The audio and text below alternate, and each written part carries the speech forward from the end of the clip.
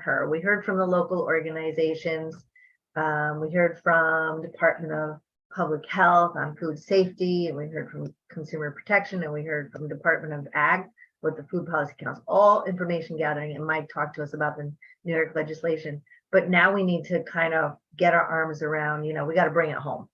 So two things we need to do to close out our task force, which should conclude by the end of December, because our opening day for session is January 4th, and it is a long session. So submissions for legislative proposals really should be put together. I like to have my legislative proposals put together right when we kick off so that they don't get lost in the shuffle. So two things we want to look at: the criteria for the bonding funding that is potentially available through the grant for the local organizations, and I'll get back to that in a moment. And then also we have to pull together some ideas for legislation based on all of the discussions that we have been having. And so first I'm going to turn to the bonding portion of that. That's a big portion. I know folks are anxious to talk a little bit about that. And can I screen share, Samuel? Can you give me that? Yes, you should be able to just screen share on the bottom of your option screen. It should be in green saying share screen. Okay, I didn't know because you were host, so let's see. No, it doesn't matter. Okay. I could screen share the.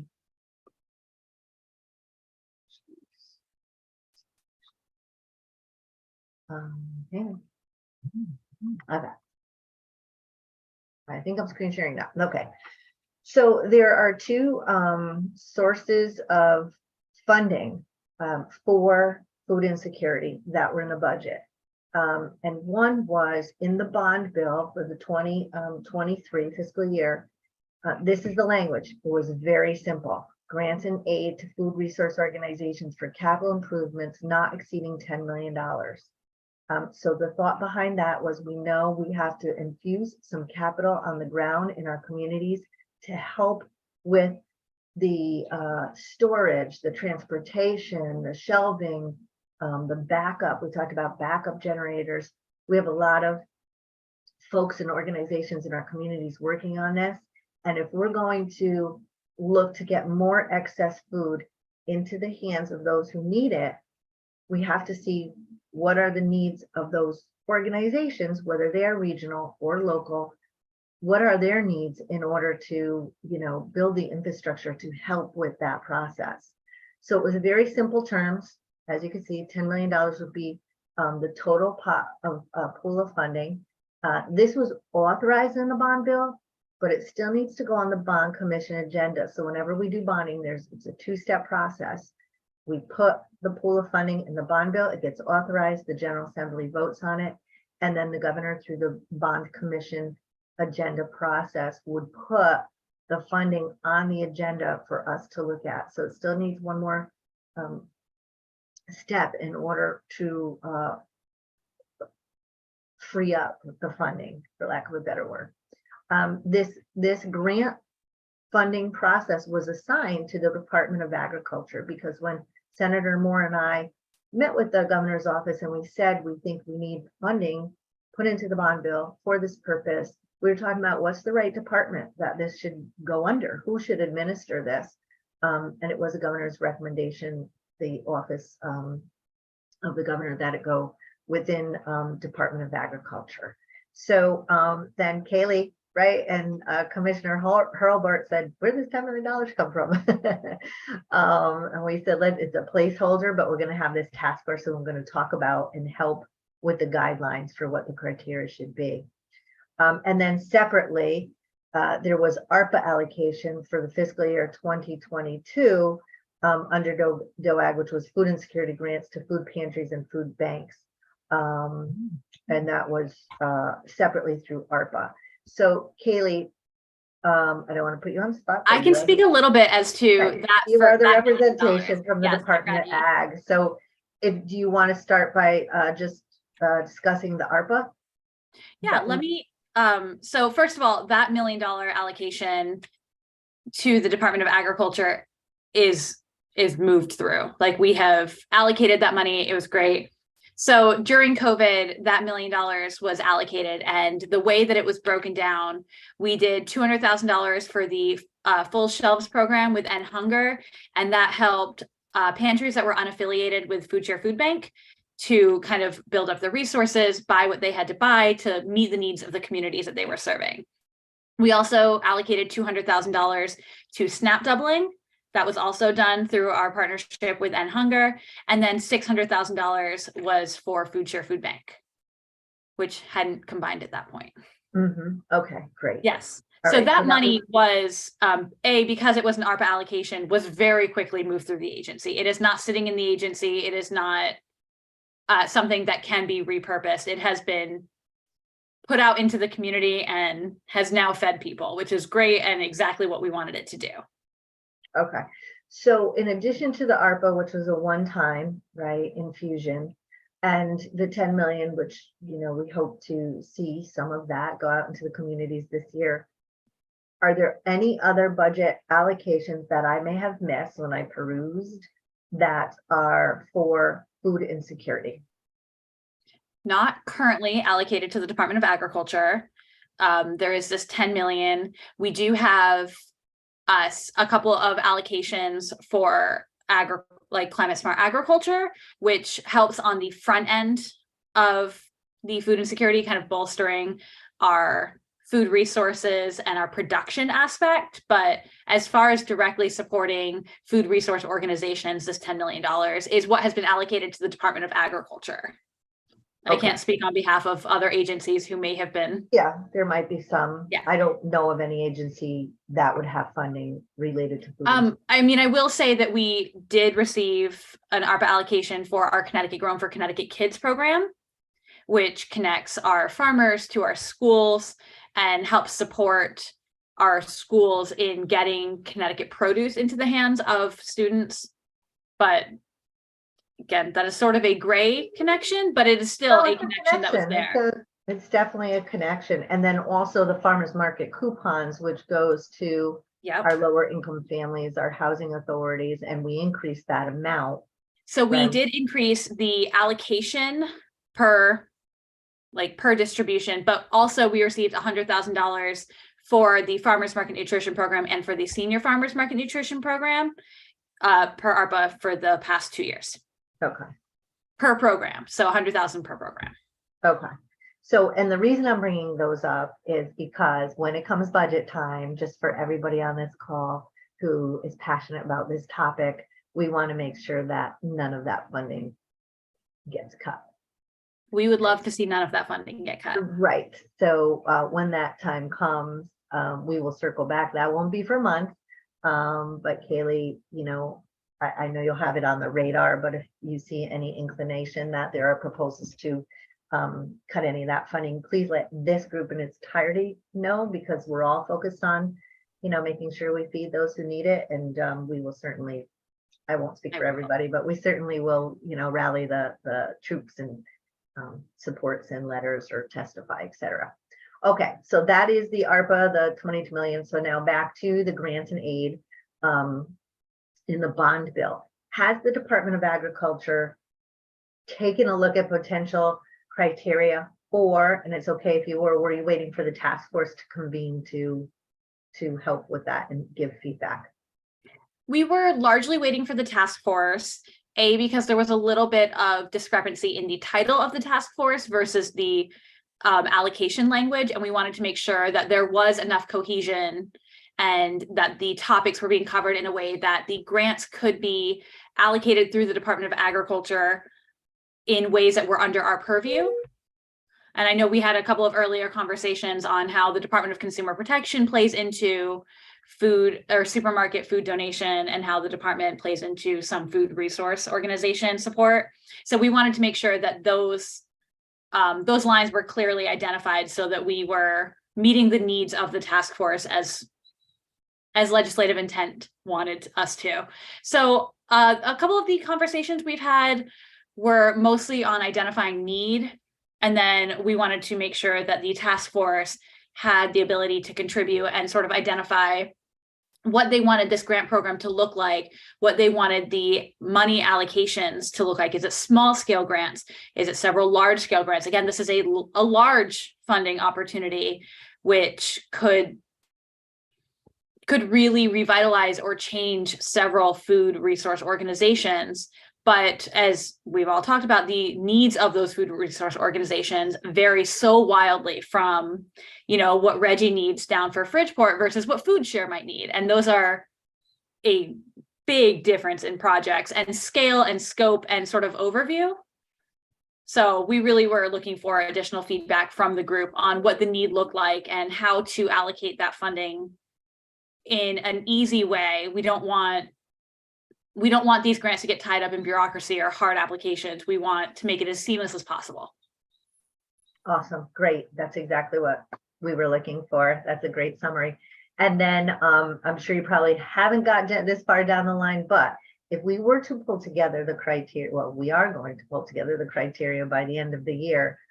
Do you have any sense of timing as to when this grant process, because your department will be administering it, when it would open up? Well, let me back up. First, like I said, there has to be a second step. It has to go on the bonding commission agenda, right? So, but it doesn't go on the bond commission agenda until the governor's office knows that we're in a position to be able to start to release the funds. So if we came up with the criteria, when do you think the Department of Agriculture would be prepared to administer a grant process? I can say that we received another bucket of funding to start a new grant program and have built that out. The guidance gets released today or tomorrow. We have met with OPM to talk through what the criteria looks like to make sure that it is prepared to get on the next bond agenda. And we anticipate that money being out the door May 1st. So like awardees, I would, depending on how quickly and how clear the language and the structure from this working group come from, I would expect that we could begin meeting with OPM after the start of the year to make sure that we have identified everything they need to get on the bond agenda. But I would hope that we could start granting these awards by the end of next year. Okay, so maybe like the third quarter sounds like is when we'll really. Again, depending on the bond Okay. agenda itself, Yeah. what else we need from OPM. Obviously, having champions like you and Senator Moore sort of helping navigate this is additionally helpful. But Yeah. we Okay. are Yeah, aware I of this. wouldn't- We are ready to roll. We just need to know what you need. Yeah, okay, well, and thank you, if I didn't say thank you for being the department that is going to administer this. And yes, I know this is fluid, but I think it's great to have goals. So if we have third quarter be our goal, knowing that might be, there's a little wiggle room there. Well, and I want to be clear, that doesn't mean that it has to be a $10 million one-time grant application. You guys can elect to do 5 years worth of $2 million and Yeah. sort of stretch this out. You can really sort of talk about what you want. The department can also make recommendations on how we can administer this and how to best utilize these dollars. So it is a matter of, do you guys want to really bolster everything right now, or do you want to create long-term support, or do you want to do a little bit of both? Yeah, that's a really good point. Thank you for pointing that out, because we will have, if you think about, we'll authorize, let's say it's school security funds, right? We'll put, let's say it's $30 million, but each year, maybe it's 10 million that is released for a few years, or open space or clean water, whatever it is, we put the pool of funding in the bond bill, but that does not necessarily mean it is released all at once. It's usually in phases.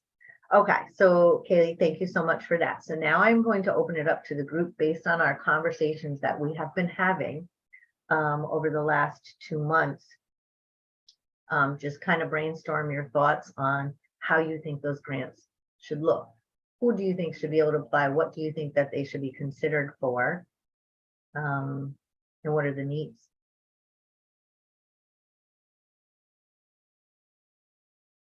Reggie. Yeah, I have a question about that ARPA fund thing that was mentioned before. You said 600,000 went to CT Food Share and the other group it was before, And Connecticut food bank, yep. Food Bank, and then the 200,000 was through, was it for the other like 600 pantries, or was it just like people that weren't under the general food bank group? So that was allocated through, or I mean, it was administered through End Hunger. Mhm. And they did through their full shelves pantry. I cannot speak to what their criteria was, but it was specifically allocated for pantries that were not affiliated with Food Bank Food Share. All right, cool. Yeah, either way, just wanted to mention, I think that whatever ends up happening in the process of granting, equity should be brought in mind, because that's why we bought this whole bill. So I think like there should be some kind of limits. So like 60% of $1 million doesn't go to one group. It should be like I forgot what it does it, but it's like 3 times effectively. So like if someone got 100,000, the lowest you could give is 25,000 to the lowest group. So it should be like there should be some kind of range where you keep everyone in some kind of equitable range. So one group doesn't get 2 million, another group gets like 5,000. The cheapest industrial fridge is like $10,000 off itself. So it doesn't really help giving them a little money. Sorry, I kind of ranted, it's early. No, that's good. It's a good discussion. So what you're saying is that you don't want to see one organization get, 10,000 and one organization get 300,000. Yeah, I mean, we all have the same struggle at the end of the day. Like the problem is infrastructure, and the money infrastructure is very expensive. So yeah, I think that should be the case. In fact, but I think I understand what you're saying, but I also think that the funding should be relative to the size of the organization. So let's say one organization is supplying food for, making this up, 1,000 people a week, and another organization is supplying food for 20,000 people a week. The grants wouldn't be the same size, right? would it be broken down like one organization that looks over the organizations? Because if it's one organization looking over 600 organizations, would it be? Yeah, I get what you're saying, but I guess I'll get off. And we're not going to have all the answers today. This is Yeah, no, why I understand. we're kind of throwing it, and we're going to all kind of take it back and think about it. But there was a lot of discussion about backup generators, and it sounds like that is a need in the community for when there's a catastrophe or catastrophic event. So I think, Kaylee, we're just going to make a running. Oh, Kaylee, did you have your hand up? Go ahead. I did. Yeah. What we've done for a couple of our other grant programs is we've created like funding buckets. So there's a pool of money for grants that are between $0 and $100,000, and some that between $100,000 and $250,000, things like that. And Reggie, I think what I'm hearing you say is that you don't want, if you and another organization both applied for a similar sort of project, you don't want them, like another organization, to be awarded $25,000 for a refrigerator and have you be awarded $5,000 for a refrigerator, similar scale. But Representative Bohr, what I'm hearing is that you guys are anticipating a wide range of sort of projects. And when we've talked about this, there are going to be some food pantries, food banks that are saying, I just need coolers to transport these items to people. And that is a, $1,000 grant, which is seemingly so small and so easy when you're looking at $10 million. And then there are going to be some organizations that are like, I need a refrigerated truck because I can't get these items. And so comparing those two as far as a monetary grant award is really not equitable.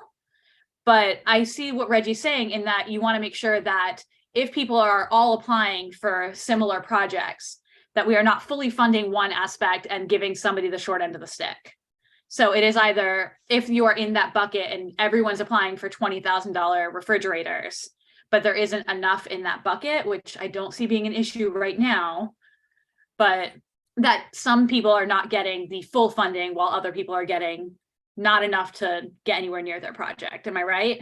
That's exactly it. Yeah. Okay, Perfectly that's worded. great. So Okay. yes, I think it really depends on how the group wants to administer this and sort of what feedback and guidelines they want to give. Because we anticipate people saying, I need $20,000 for a generator, but the size of the generator you need will really vary based on the size of your organization. So people needing a generator to keep a supermarket running is very different than needing to keep a cooler running at a pantry. Yeah, Okay, no, it great. makes a lot of sense. So then in addition, and to the rest of you, just be patient while we flush this out, because we will get to any legislation that impacts your agency. We will get to that before the meeting ends. But based on our conversations we've had over the past couple of weeks, on my notes, 3 key issues are needed: backup generators, transportation, and storage. And that storage also includes refrigeration, right? So that could be storage, refrigeration, or storage shelving. And a brick and mortar operation needs to expand. What else? And I'm kind of looking at you, Reggie and Mike. What else do local organizations need, and you, Jenny, as well, for food share? What are the challenges in delivering the food, in the channel of delivering the food, that would help, that are capital improvements? And remember, these are capital improvements, because it's bonding. This isn't staffing. This isn't administrative. Obviously, it's really capital infusion. Reggie. You just answered it. I was gonna say if we could do something with grant writers, but it seems that would be more staff than anything. So no, that's cool. Yeah, that gets a little too squishy, and it's not really what bonding should be used for. Yeah, so it really needs to be tangible.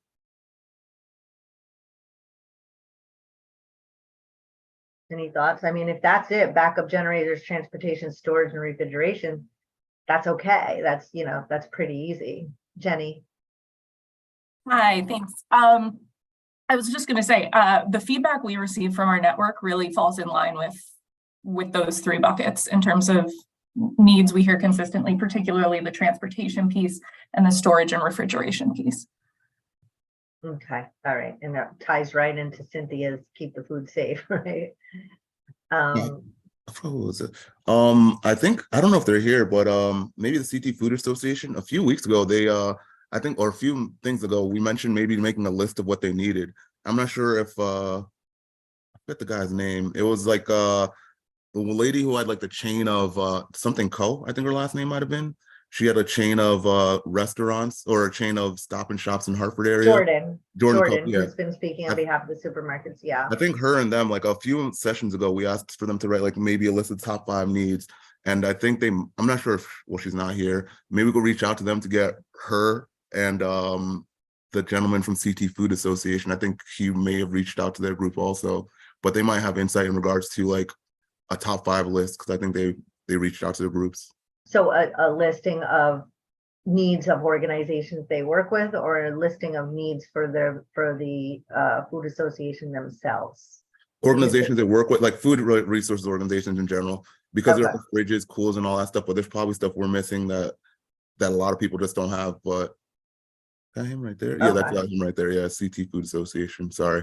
All right, great. Thanks for the clarification, because this, just to clarify, is a grant for the nonprofit community that are doing the work, not any private company. Yeah, we're the good news is Yeah. is we're a nonprofit. The good news is we're a nonprofit. We could certainly use some funding. And the other thing, is there an ask for us, Representative Boer? I'm just a little confused. Is there anything? Oh no, like a few meetings ago, I think it was the end of the meeting. It was Jordan and I. We were talking about possibly making a list or reaching out to some of the people to see what their needs were. It was like a top 5 list of what their needs are, or what would stop, what were the barriers, and what were their needs. And I'm not sure if that ever ended up panning out. Got it. Okay. It sounds like sure. sounds like it's the same needs that keep coming up: refrigeration, transportation, storage, right, and backup. So we'll just hang on to that, Kaylee, for a start. And so I would ask the larger group. Oh, Cynthia, I'm sorry. Did you have a question? That's fine. I just thought, since for my purpose being here, and part of Virginia's too, is for the food safety part. I know Jason, when he spoke, talked about the training that they provide to all of their workers, their volunteers, that perhaps something in there for training of staff on food safety topics, and maybe some thermometers, like the thermometers for coolers or refrigeration units, and maybe some food temperature measuring devices, whether a probe pipe, which can be kind of pricey, but not too bad, but maybe some of those too. That's an excellent idea. Items to keep, tools and resources to keep the Right, food safe, right, and monitor Yes. it. Yes. Great. Okay. So yeah, I would just ask the group before our next meeting to think of things like that. That's exactly what we're looking for, right? So, and then we'll take that back and we'll be back on the 1st to further talk about the grant. And then Kaylee, as you talk to the commissioner and kind of bring this, you know, preliminary conversation back to him, he may have ideas himself because he's the commissioner and it's his department. Okay, so I want to turn to legislation. As I mentioned, January 4th is our kickoff for our session, and any legislation that we as a group are supporting, and I hope it's consensus, whatever we come up with, that we have to pull that together. Now, it doesn't have to, you don't have to write the legislation, as you know, it's a concept. So if there's something that out of all of our discussions we want to see related to food insecurity, then we would put together I would think one comprehensive bill. It would probably go through general law, maybe Department of Agriculture, probably general law, because this is a consumer product, and that's why the original bill came through general law. So I am just going to pull up my share screen. Oh dear. Okay. So this is just, you know, so we have a visual, and we need to come up with our considerations for legislation, which I'm going to ask everybody, if you have any considerations for legislation, you bring it back at our December 1st meeting. But I don't know who I'm missing here, but any recommendations, for example, from Department of Health, based on our conversations, that you need to see change. I know a lot of yours is regulation based, not maybe legislation based, but there may be things that you think we need to address in our statutes related to food insecurity. And all of this legislation, we want to keep in mind, is all about how do we help with the primary goal, how do we help get excess food in the hands of those who need it. So when we think about legislation in any agency, or from any group, that is the primary goal.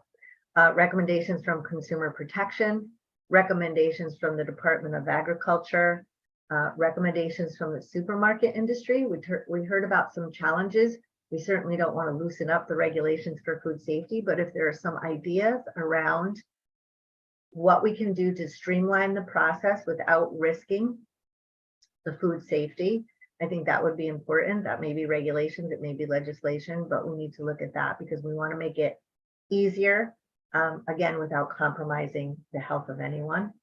And recommendations from our regional food banks or statewide delivery systems. And that's our Hunger, our food share programs. And then the recommendations from the local food resource organizations. And that's where we would be looking to, I'm just gonna leave this up here, to Reggie and Lori and Mike. Those are on the ground in the community who have seen the obstacles that we've faced in channeling that excess food. So I'm just gonna, I can't see if there's any questions when I'm sharing. Oh, I see Lori's back. Thank you, Lori, for coming. All right, just leaving that up for a second so everybody knows this is our goal for our next meeting, is really to come up with any input based on our conversations. I'm going to unshare and see if we have any recommendations so far for legislation. Yes, Reggie. Yeah, I do. From what I got in the conversation, we need something like what Mike has in his in New York in regards to some kind of centralized infrastructure in regards to, so if there's some other food, if next year a bill comes up, there shouldn't be 10 departments here. We should be able to talk to the Department of Food Insecurity or the Office of Food Health or something like that. A centralized place where not only that happens, but like a number that the Jordan Coast could call. Again, her example was like she lost 10,000 pounds of food and she had no one to call. She didn't even know who to talk to. So it should just be one area that one person could talk to, so they don't have to hunt around. It's literally just one department, akin to a commissioner or something, just adjacent to other groups that works with the Department of Ag, Department of Health, and all these other places, but to consensus all the information, I guess work with 211, update 211, because that was also an issue. I think that was the issue with the 211 was that people have to call in, but food rescuing is kind of like a 24/7 type of deal. So people don't really ever call in. They just do the work, go to sleep, do the work. So something that funds like outward mobility, reaching out to the 700 or so pantries, be like, hey, are you around? Are you still updated on a regular basis? And I think they should also, what else is it? Yeah, effectively just a centralized area that does all this stuff, that talks to people and works down. Because I remember the food council, the conversation was they work with the government, but they don't reach out. They didn't reach down towards like pantries. They didn't reach down to other food councils without intent. They did give out a general thing saying, hey, come over. But it should be more intent. Food insecurity is a big problem. There should be something created that shows intent in the work being done. Thank you for that. So couple of my thoughts on that. I think, so you're always going to need food safety to be in the Department of Public Health. You're always going to need consumer protection, right? They're always going to be in their individual agencies because that's what they do. But what I'm hearing you say is more of like a triage and a central point for information, right? So, Yeah, kind of like pretty much just like the Office of Healthcare Security. Like they do a bunch of stuff, but still at the end of the day, if you check out the website, it says like, hey, COVID's here. You know, like it'd just be one place just to centralize all the information. So all their work would still be going on, like just consumer health, but it would literally just be like www.foodandsecurity.ct.gov or something like that. So you could have one place and everyone could know about it. And yeah, just so it's not so confusing, because I work in the game and I hardly understand it. Like it. So I could only understand what's like people who are struggling or just getting started, what it's like. yeah, so essentially, so that when I was looking for rankings of cities, right, I went to, I think it was End Hunger or Food Share, but there I had a struggle to find where those statistics were. I went to Data Haven, I was going to Office of Yeah. Legislative Research. So even finding our statistics, I didn't know where to look, and I'm a That should also, legislator. yeah. There should Right, also so be find a way for to things censor like that. Okay, so clearly that would cost money, right, to create a position, and then we would have to determine where that position would be housed. Yeah. I mean, we could figure it out. I'm Yeah. being devil's advocate. I understand the need, and I think we need to. Yeah, I look at- think the Office of Healthcare Security was like $3.6 million last year, and that's for 20 people. So I'm not thinking about 20 people, but it could be something to that scale. But I do understand that it does need money to be done. And again, like you said, censor it. Because I'm part of 3 Yale studies. I'm part of Yale, Sacred Heart, and UB studies right now. And all 3 are using 3 different criteria for 3 different numbers. So whatever food insecurity number you look at, depending on who you're talking to, you'll get a different number. There is no like centralized way to get a centralized number. Like CT Food Share, what their number has and what Yale has and what Sacred Heart has and University of Bridgeport has and Housatonic has are 5 different numbers.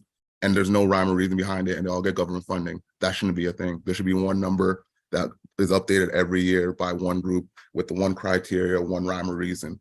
Something to literally just censor all information. Right, okay, so I want to stay on this topic for a moment. So Mike, did you have a different recommendation, or did you want to weigh in on this?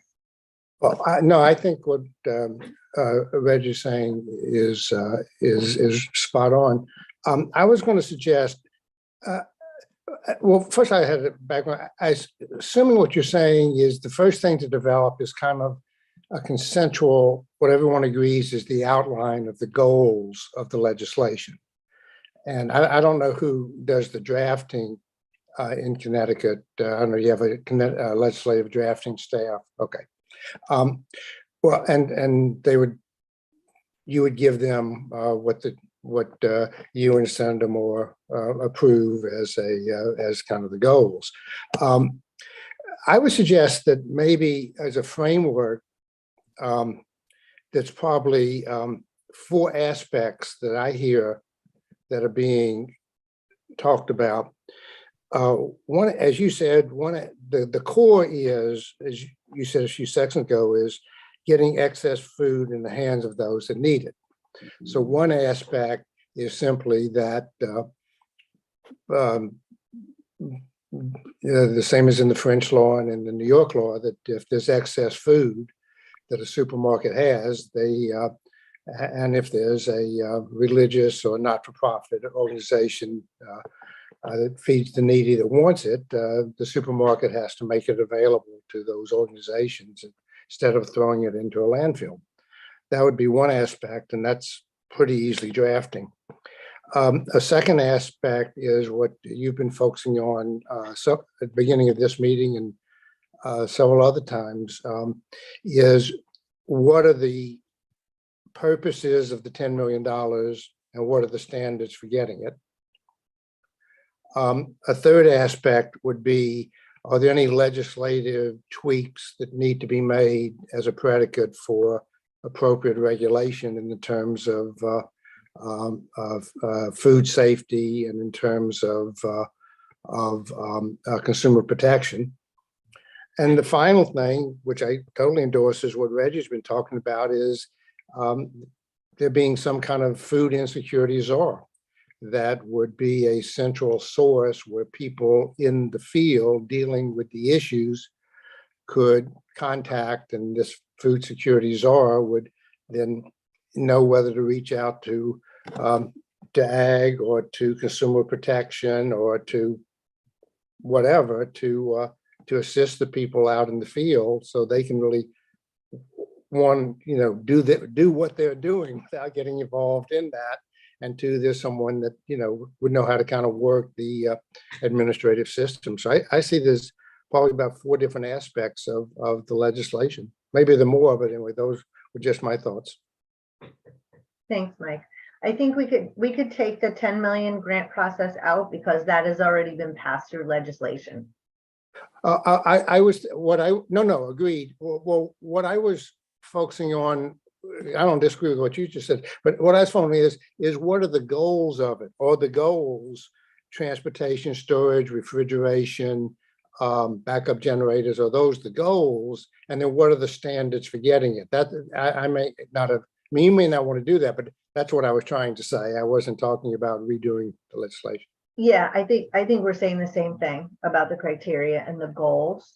That would not be a legislative process. So that would be Department of Agriculture really putting together that framework based on our input and then releasing the grant. Okay, so that was part of the legislation. Yeah. That would be assigned to Yeah. Department of Agriculture to. Yeah, it already has been. Yep. Okay, and this group could make suggestions to the department. Exactly. Yep. Got it. Sorry, I didn't process. No, that's okay. Yeah, I think you came on a little late this morning. That's what we were saying this morning, exactly what you're saying. So we're on the same page. Kaylee was talking about, they have some initial thoughts, and then we were providing how we thought the framework should look. And then we're going to get back December 1st and really talk about at what level should those grants be, like what size should they be. And Cynthia, I'm going to get to you in a moment. I just want to, my thoughts, Reggie, just to give some more feedback. I understand what you're saying, and I do think we need a point person, but I think we need to talk about what is the responsibility of the state versus the municipality, right? So I would think that every town and city leaders should have their arms around what the resources are in their city and their town and where the gaps are.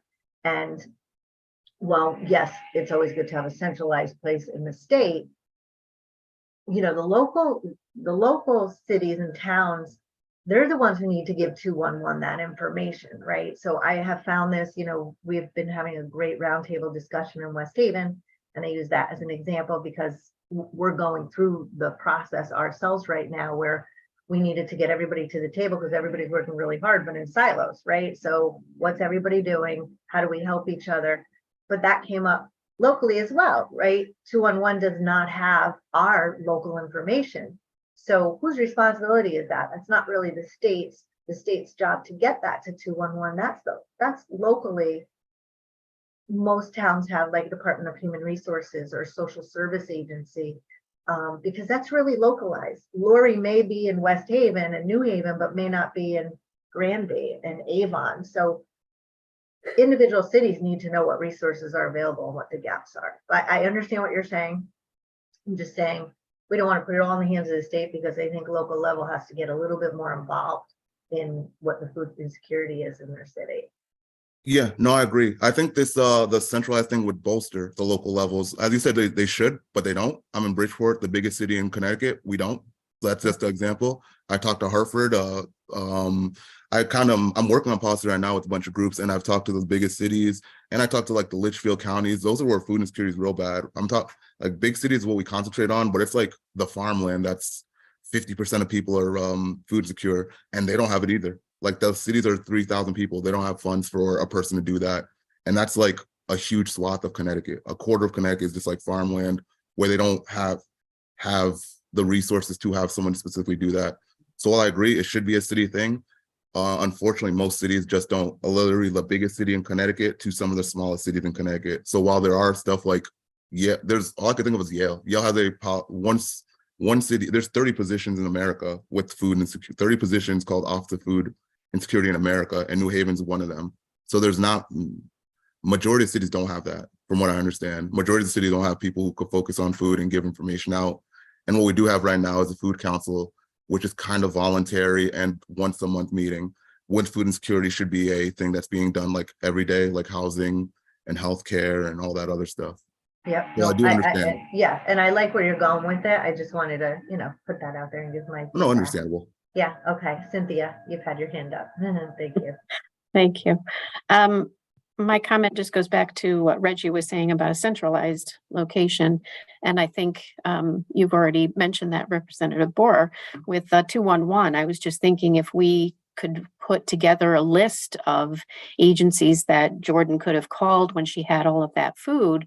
And, their 211 is already set up as a statewide resource center. So if we could put together a list of resources for 211, and, it's not just for citizens, stores could call, agencies could call and access a list of places that they could contact. I don't know, just a thought. Do you think that someone at the state level should be responsible for that? Or do you think we got to get out to the local leaders? I this think 211 locals- is available. Yeah, I think locals would be better for that. Yeah. rather So than I state. think it may not be legislation, but one of the roles of this task force is we can, talk to CCM, because CCM seems to be the organization that has the list of all the contacts at the city level, whether it's the leader, the health director, et cetera. But maybe we need to remind them to send communications out about food insecurity to their local leaders, right? Because 211 is a great resource, but it's only as good as the information that's floated. Okay, thank you, Cynthia. Virginia?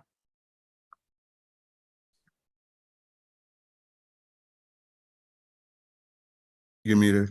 Muted. Oh, you're still muted. You mute. I don't know what's going on. I just had a question about, as far as if we're saying supermarkets are going to have to make that food available, as far as the definition of a supermarket. Because I thought I remembered seeing something about the original writing. It was 3,500 square feet. Is that? Yeah, 3,000. Yeah, so that's just a really small, I don't know in the New York, if supermarket, the definition is defined, but it definitely, if that's not clear, can create a lot of confusion, and 3,000 square feet is relatively small. That was just my comment. Yeah, Mike. In New York, we use 10,000. No magic to the, I think people in the industry would be more intelligent to advise as to what's kind of the cutoff. But yeah, the concept was not to get the delis and the bodegas. Was to get a supermarket like Jordan owns, that type of thing.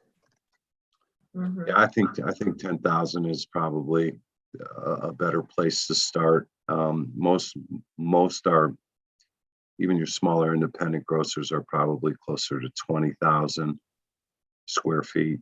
But I think 10,000 starts to capture it. I think like a convenience store is generally around 7,500 square feet from a footprint standpoint. So I think 10,000 captures that, and it allows you to stay away from some of the bodegas and some of those smaller grocery stores that, you know, I don't know you want to capture them. I don't think it makes sense. Yeah, I think we only referred in the last legislation to supermarkets, and there was already a definition on the books, but any future legislation we do, we could specifically spell out over 10,000.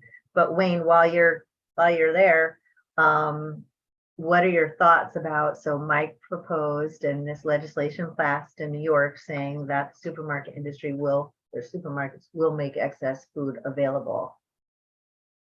Coming from the Supermarket Association. I mean, again, we already do. So that's not a heavy lift for us. So that is not a heavy lift. We're already there. I mean, if there's somehow it's codified or not, we're doing it every day. So I don't see that being an issue. Good. There was and I'm just cautioning everybody because I went through this last year. There was a lot of resistance to a mandate for supermarkets. So I think we need to be sensitive to that about mandates. But I think the resistance was around a reporting structure where people start to layer in complexity to the business cycle, which that's the only pushback.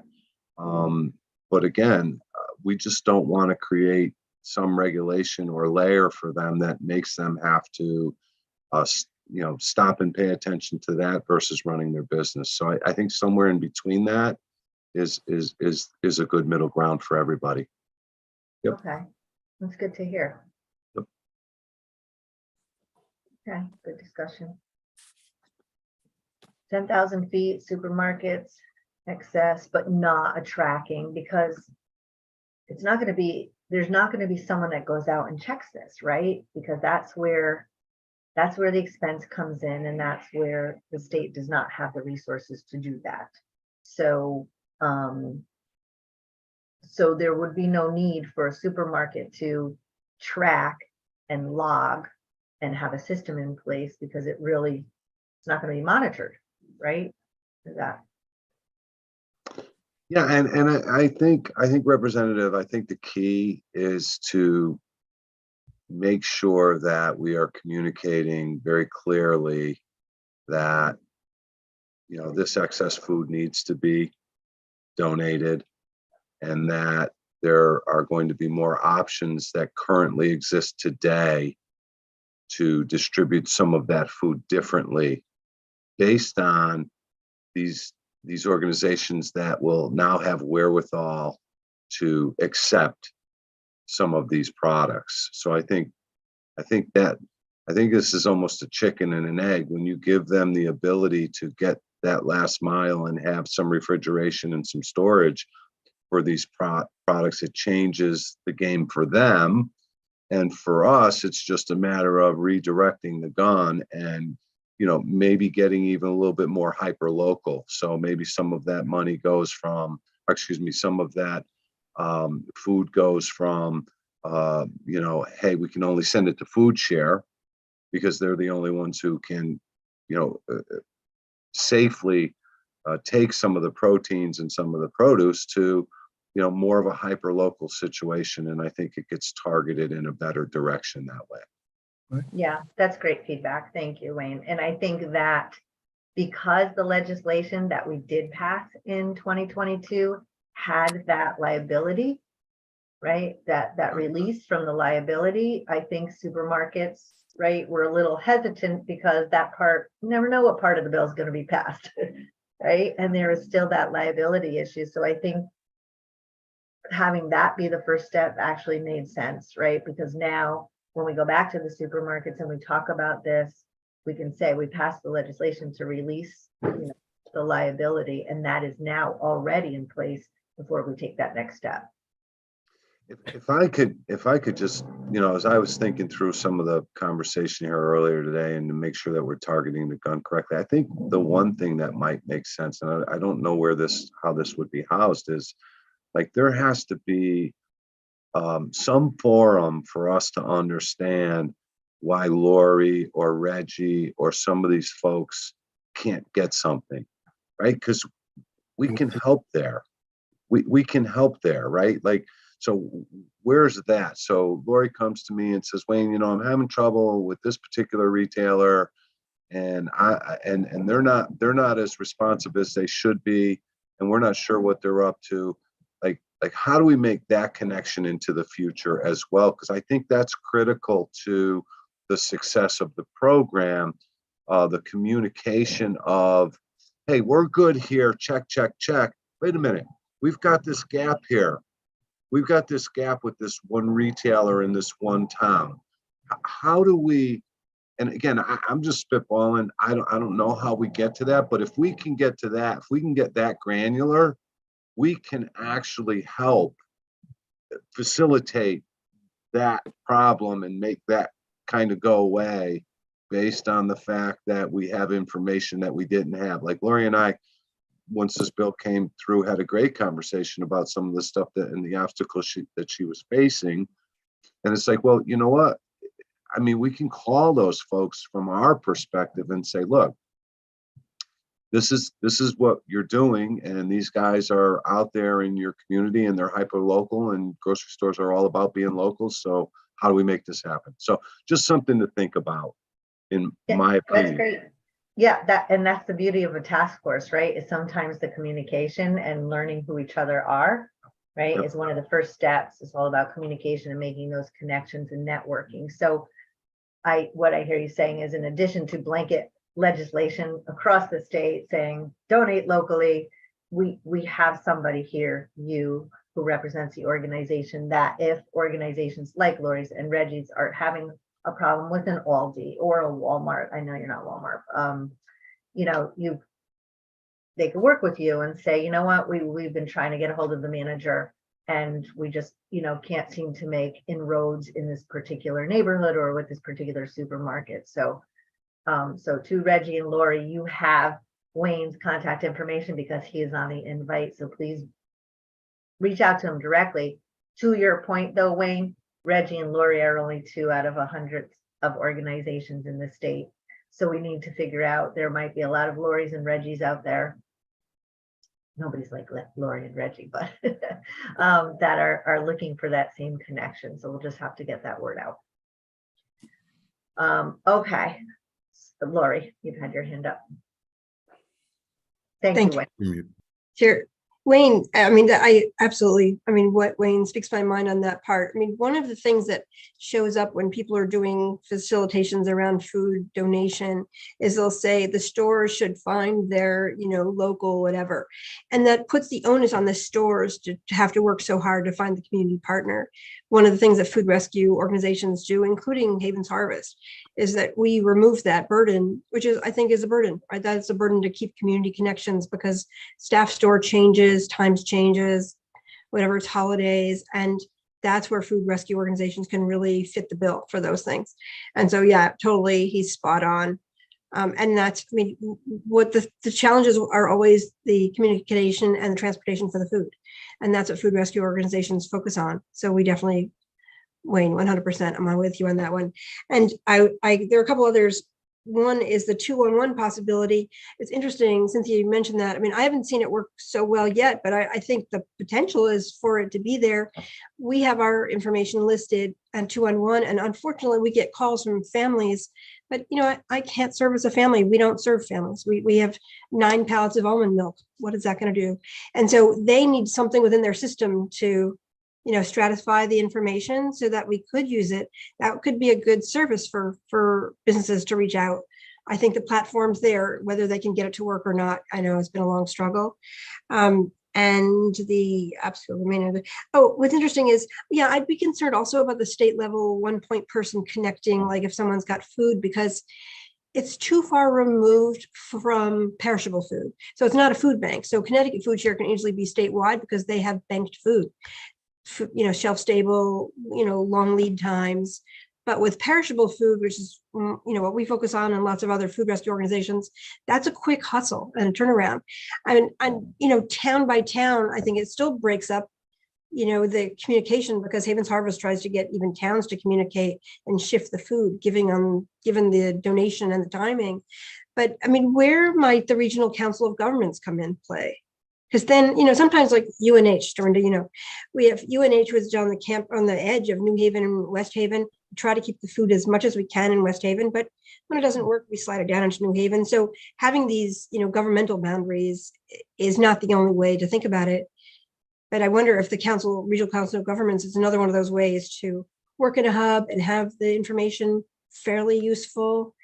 I have attended some of the ones here, but I'm not so familiar with all the other regional councils of government. I mean, it seems like that a person at that level having contact with food recovery might be better, a better way to go than a total top state person. You have better sense. Yeah, so what you're saying is that, we shouldn't, yes, we need the local leaders, right, to get a handle on what's going on, right, in their community, where the gaps are, who's available, who's donating, just should at the very least have that high level information. But we should also have, you as a rescue organization should also have the regional information, because using West Haven and New Haven, for example, there, the line is right here. You may have an organization like UNH, which is in West Haven, but it's on the New Haven line. And maybe on West Haven, there is no church that takes food on that day, but you might have an organization in New Haven. So the Regional Council of Government having that information, I don't know that they have yes, I understand what you're saying about regionally. I just don't know how we coordinate that. But it's something to think about, though. That's what we're here to discuss. Yeah. And I'm just taking notes. That's why I keep stopping. I'm the chair. I'm the note taker. Thank you. You said one other thing. I had a I have comment. one. Yeah. There was one other piece that I had circled here, which was that we're not trying to get the bodegas and the convenience stores. From my side, of course, is on the waste side, which we seems like we are dancing around. I feel like I'm the only one saying, but we have a huge waste issue in our state. I mean, in the country, but in this state, and we're going to be exporting it all out to Pennsylvania. But why aren't we? I mean, is it just because we don't want to mandate the state to look at the excess food from bodegas and convenience stores? But why aren't we including them in the conversation, at least around donation? I mean, can we have that without a mandate? I think because of sheer volume, right? So there's a million of them. They're on every corner in every neighborhood. Whereas, for example, Wayne is the point person for the association. Because they're so large, they actually have their own association. So he's been able to be the point person, because we can't have all these ShopRite, Stop and Shop, everybody on, right? When we're having this discussion, nor can we have 7-Eleven, Krausers, Wawa, right? Cumberland Farms. There would be a million of them. So I think we start large because those are the largest contributors towards the food.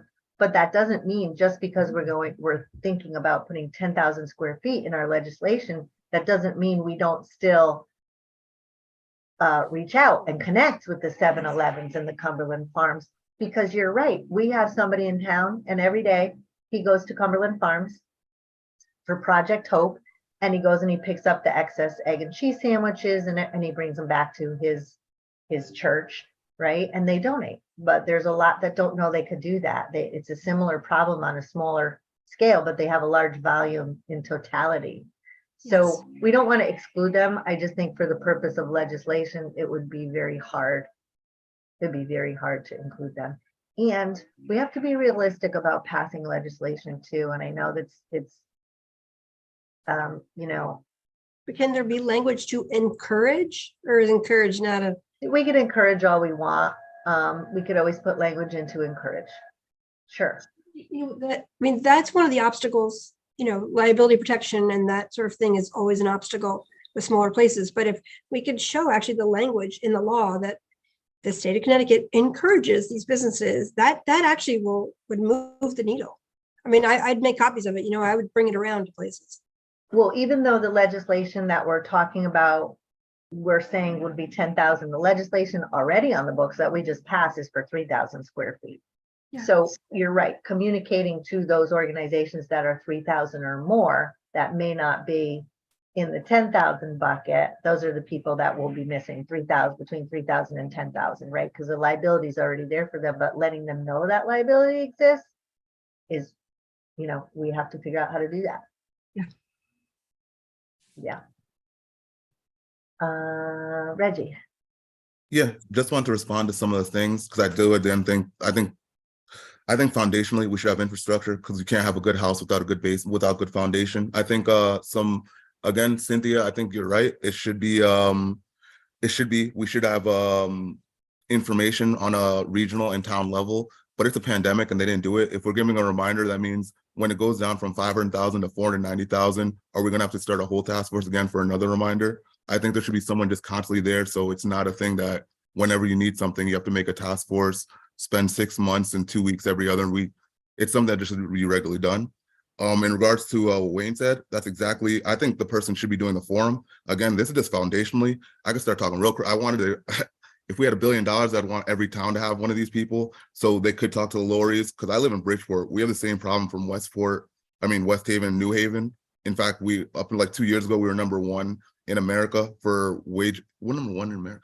Maybe #1 for like wage disputes or disparity between side to side. I think Fairfield's like 120,000, the average wage, and Bridgeport's like 50,000.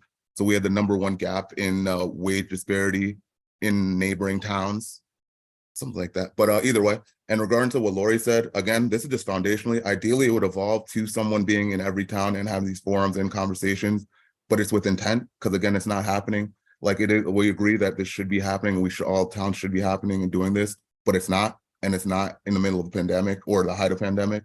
So it should be someone with intent reaching out to the Lorries and starting a West Haven. I think it should be county, like, yeah, sorry, I'm just ranting at this point. But yeah, I agree with what you're saying. And I think everything you're saying just bolsters the idea of needing of centralization, because the mention is conversation, lack of conversation.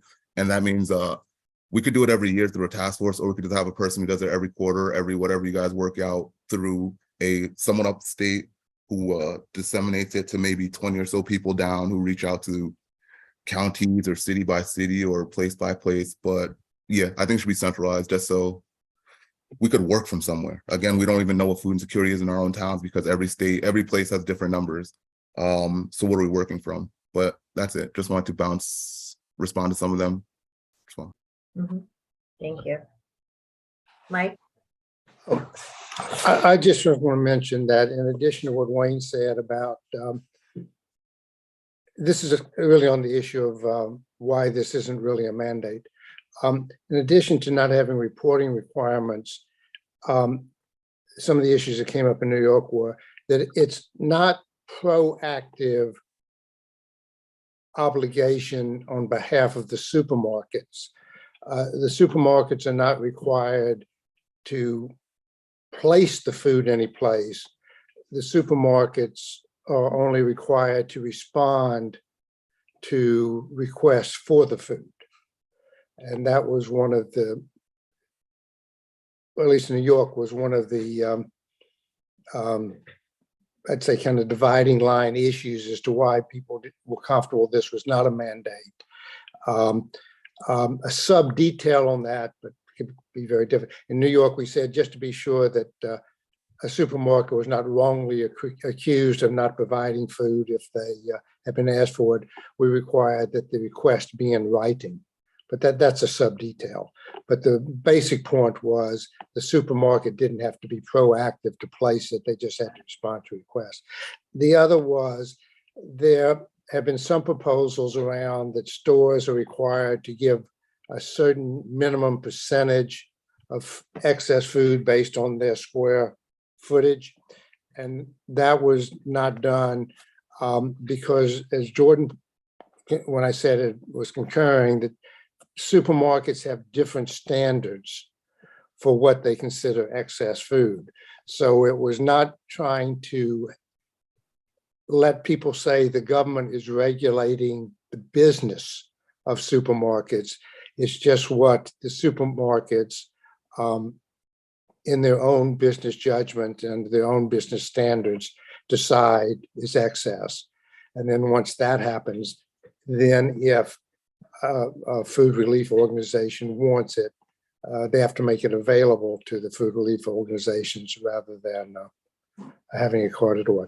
That was just, I don't know the extent it's relevant, but I know you mentioned the mandate point, and Yeah, no, that's a really important distinctive. No, what I'm trying to say, that's really important that it's not proactive, it's being responsive to organizations that are looking for the food. Can I ask, do those food organizations, does it define the food organizations they have to be responsive to? Does it have like? does it have to be- it like a lot of the nuclei, it's really, it's simple, it's not complex. Okay. It's religious or other not-for-profits, other not-for-profit organizations that feed the needy for free. Okay, Religious, because there are a lot of local churches, I'm sure you know, yeah, that do it. It's Yep. religious organizations or other not-for-profit organizations that feed the needy for free. Not awesome. perfect definition, but we hadn't found it. No, that's good, because you don't want any organization to be able to. That you don't want just any organization that may walk in that is not established, that is going to take the food and sell the food, right? So it has to be an No. established.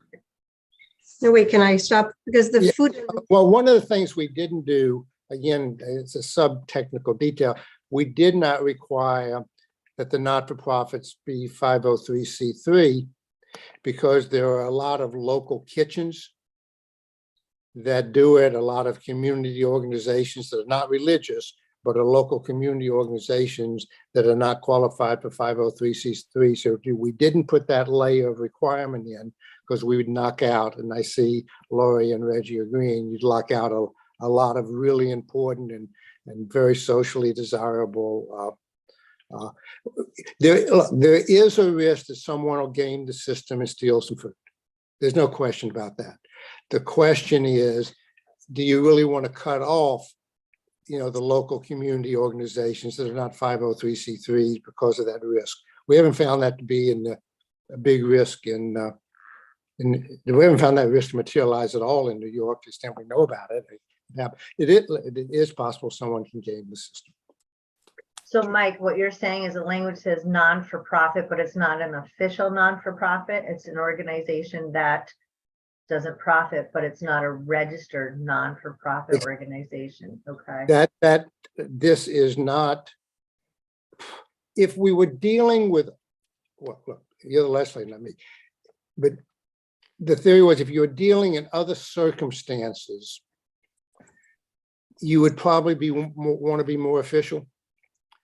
But this industry is a good industry. The people that are trying to help the needy are good. The supermarkets are good. This is, there will be someone that'll game the system, I am sure. But this is a good industry. It's not. Yeah. not Yeah. cheap. Just trying to define who can, for the legislation. Okay. We We only can't be- have 5 minutes left. I just want to clarify something for everybody. While this legislation to potentially be not official non-for-profits, just, the language not-for-profit, when it comes to the grant, and I think this is important, Lori and Reggie, for you to know, the That's state will only provide funding to official non-for-profits. I just want to make sure there's no false expectations as to who can receive money from the state. That's why I suggested, Representative Bora, that there'd be different aspects to the bill. And there's an aspect on this making available, but when you get to giving governmental money, that's a different aspect of it. It's Yeah. very. Yeah, I just want to make sure everybody knew, that's all. Good. Okay, so Wait, can Lori, yes, hang on one second, Lori, we have 5 minutes left and then we're gonna close out. Before everybody starts to go though, I just want to, and I'll go to Lori and Reggie for final comments. So there's 3 things for December 1st that we need from everybody. 1, any more additional suggestions or input or changes or tweak towards the legislation we're discussing or haven't discussed and, pops into your head at 2 a.m. Lori and Reggie, you are going to send information to Wayne about what organizations you have had challenges with. So at least we can, resolve some of your issues you've been talking about. And then Kaylee, if you can bring back some of the discussion we have had around the grant with the commissioner, and take that feedback back to us on the 1st. We want to make sure, he may say, we're only going to do this, or there's our timing. We would like some feedback on what was discussed today about the grant. Good. Okay. Lori and Reggie, and then we got to wrap up quick. Lori. One is about the language of not being able to sell the food. At the federal level, they have the proposed bill, the Food Donation Improvement Act, that will allow nonprofits to sell at moderate cost some recovered food. That's to help organizations stay sustainable. So I wouldn't want that language to be in there to preclude that, because we're actually hoping to do that in some sort of model, which That's very difficult. Pardon? But okay, sorry, I'm not quite sure my site, but the Daily Table does it up in Boston. It's a former CEO of Trader Joe's. He started Daily Table, and they do have a model of doing that. But that is one of the things that the law is proposing. The other is, what did you say? The other, I'm forgetting the second piece. We are a non-profit. I mean, we do currently have a fiscal non-sponsor because we're waiting for the IRS, which is in their own COVID debacle, responding to us. I can't think of the second piece, but sorry.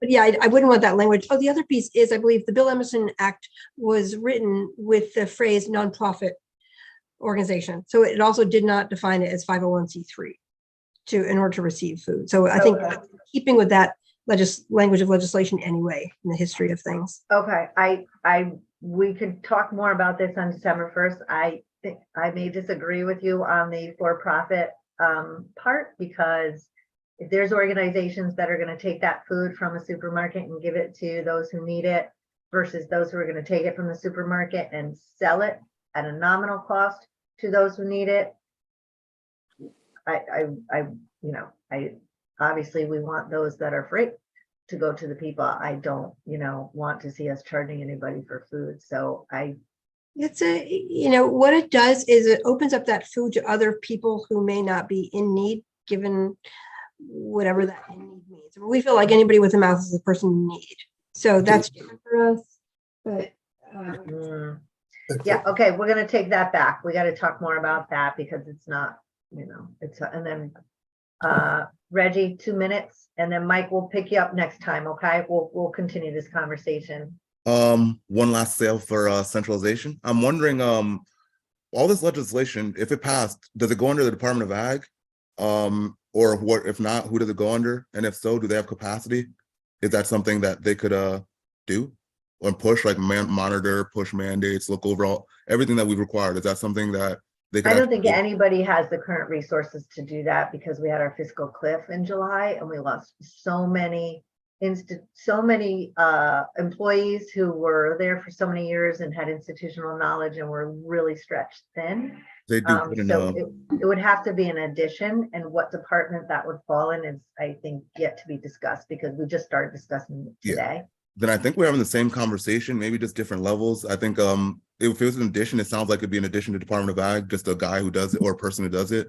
But I think it should be more just to give it a little bit more agency. But I think like the conversation seems to be some kind of centralization, some kind of if not centralization, someone we talk to, because conversations, everyone who talked said something about conversation. So there needs to be some point of conversation. So it's not us in silos again, but just a little bigger silos. So instead of 100 silos, we're in 10 silos. I think it should be us all working together with, if it is 10 silos, there should be one person above it making all the silos make sense. That's right.